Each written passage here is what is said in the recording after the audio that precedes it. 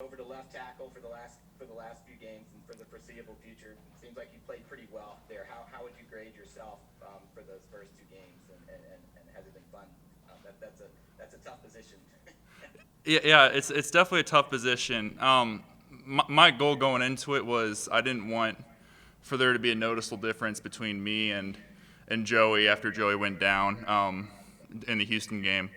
And I had that week of practice to prepare, and obviously I wish I would have had more time. But I think given the situation, I did the best of my ability out there, and I'm happy with my performance. Um, Obviously, there's still room for improvement. Like I said, my goal the whole time was for there not to be a noticeable difference between me and Joey when he's in there, so that the left tackle wasn't a liability. You've How much did you play tackle at Virginia? Did you split time there, or what did you do there? So I played tackle for my first week and a half of practice at Virginia, and then I was almost exclusively at guard after that. And even that time, I played a little bit of right tackle here when I first got here, and during that first fall camp. But besides that, that is about the only tackle reps that I've had, other than the last 2 weeks of practice in the last two games. What's the toughest adjustment to make playing left tackle for the first time? So the biggest thing I had to focus on, and it was a big learning curve during that first week, was the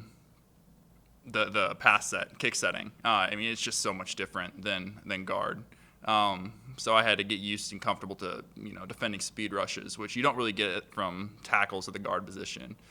You usually get a lot more of a power rush. So that was the biggest adjustment for me. But Joey was actually a lot of help with that. A lot of it was just, it takes a lot more focus in your set than it does at guard. At guard, it's a lot less reaction, a lot more action at guard is the way I like to think about it.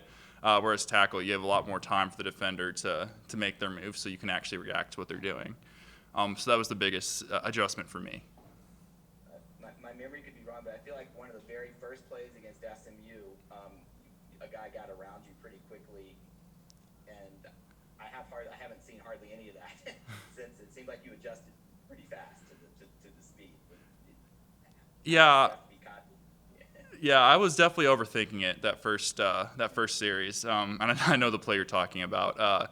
I was out there. I had at the time all the advice and all the different coaching that I had in my mind, and was thinking through it all. And that's all great during the week, but once the bullets start flying, you need just to relax and play. And I think after that first series, I was able to settle down and just play football, which helped me a lot. You're the rare second-year graduate transfer. Was that your plan all along when you got to Tulane to play 2 years here, or did you have a decision to make whether you wanted to come back? So my plan all along after I graduated from UVA was to play here for 2 years. They had a different policy at UVA where you weren't necessarily guaranteed that fifth year after you redshirted.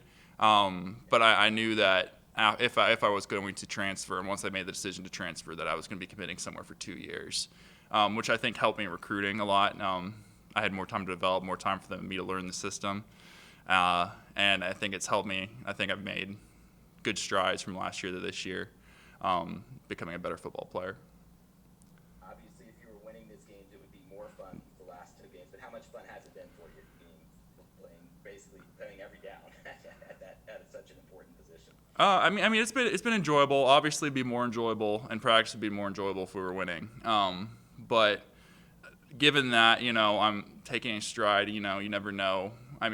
There's a new wrinkle obviously thrown in with the NCAA ruling about next year, but I'm still looking at it.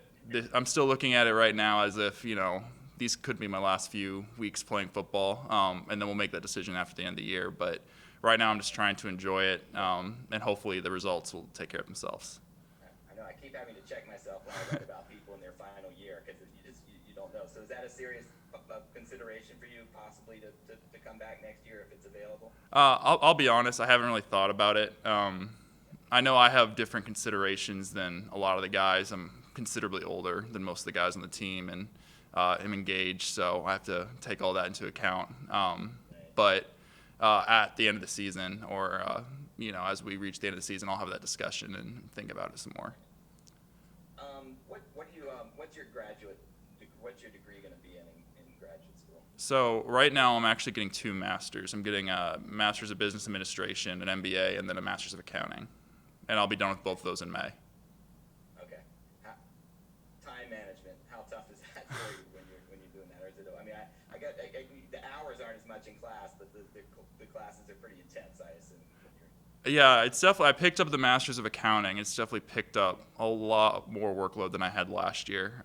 So this fall has been a little bit of an adventure with the workload. But I try and plan ahead and take care of it. And the good thing is, I genuinely know when I'll have football and when I'll have free time, and I can plan ahead, which is nice. I mean, it's harder when we have hurricane potential and stuff like that, but normally I can plan ahead and take care of my stuff that way. So how big for you guys is this Temple game? Obviously, 2-4, you have to win it to have any type of year that you were expecting to have. Just how important is it to get back on the winning track this Saturday? I mean, it's important, and it's important, for our year in context of what our record is. But I know a lot of guys, have a sour taste in their mouth after last year and how that turned out up in Philly. And I know I'm thinking of, my other fellow linemen who, and I know Joey wishes he would have another shot at them. And he might be back, he may not, you never know. But I know that, as an O-line, we have a lot of answers we need to provide after our showing last year in Philly. So I think that's what our focus is for this.